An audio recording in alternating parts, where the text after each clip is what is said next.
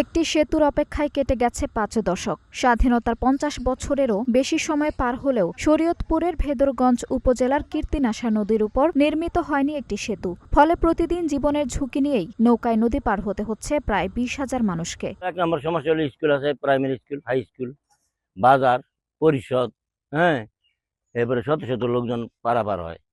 আমরাই অনেক কষ্টে পারাপার করতেছি, মানে নৌকার মাঝি নাই, নৌকার মাঝিরে ২ লক্ষ টাকা বছরে দিয়ে আমরা পারাপার করতেছি। কীর্তিনাশা নদীর এক পাড়ে নারায়ণপুর, অন্য পাড়ে ইকরকান্দি। দুই এলাকার মানুষের শিক্ষা, চিকিৎসা, কৃষিকাজ ও ব্যবসা বাণিজ্যের প্রধান যোগাযোগ মাধ্যম এখনও ছোট ছোট নৌকা। প্রতিদিন শিক্ষক, শিক্ষার্থী, কৃষক, ব্যবসায়ী, শিশু ও বৃদ্ধসহ শত শত মানুষ নদী পাড়ি দেন নানা প্রয়োজনে। নৌকা ডুবে যায়, অনেক সময় নৌকা ডুবে যায়, বই ভিজা যায়, অনেক সময় নৌকালারা থাকে না, ব্রিজ গুইরা পোলা পানি স্কুলে যাইতে চায় না, অনেক দূরে।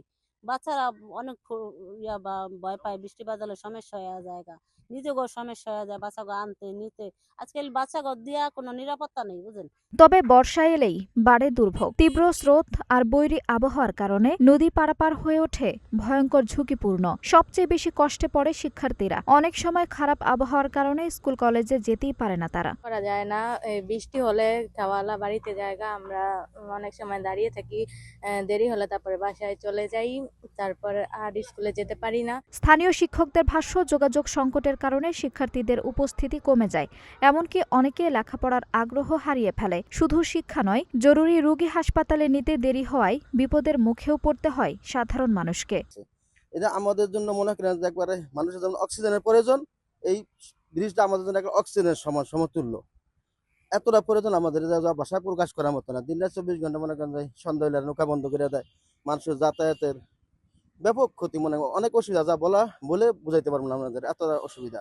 স্থানীয়দের অভিযোগ, নির্বাচন এলে জনপ্রতিনিধিরা সেতুর প্রতিশ্রুতি দেন, কিন্তু ভোট শেষ হলেই সে প্রতিশ্রুতি হারিয়ে যায়। তাদের দাবি, একটি সেতু নির্মাণ হলে হাজারো মানুষের জীবন বদলে যাবে। এ বিষয়ে ভেদরগঞ্জ উপজেলা প্রকৌশলী অনুপম চক্রবর্তী জানিয়েছেন, সেতু নির্মাণের বিষয়টি সংশ্লিষ্ট কর্তৃপক্ষকে জানানো হয়েছে। দ্রুত সময়ের মধ্যে উদ্যোগ বাস্তবায়নের আশা প্রকাশ করছেন তিনি।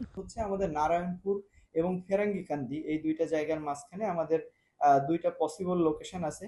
সেটা আমাদের হেডকোয়ার্টার থেকে দেখে গেছে ডিজাইন এক্সপার্টরা, এবং ওনারা এখনো মতামত জানান নাই যে কোন জায়গাটাতে ব্রিজটা করলে ভালো হয়। তবে এই দুইটা জায়গার যে কোনো একটা জায়গাতে ব্রিজ হবে, এবং এটা আমরা আশাবাদী। আমরা এটা বেশ কয়েকটি প্রকল্পের প্রস্তাবনা পাঠিয়েছি। একটি সেতুর অভাবে বছরের পর বছর ভোগান্তি। এখন এলাকাবাসীর একটাই প্রশ্ন, আর কত অপেক্ষা?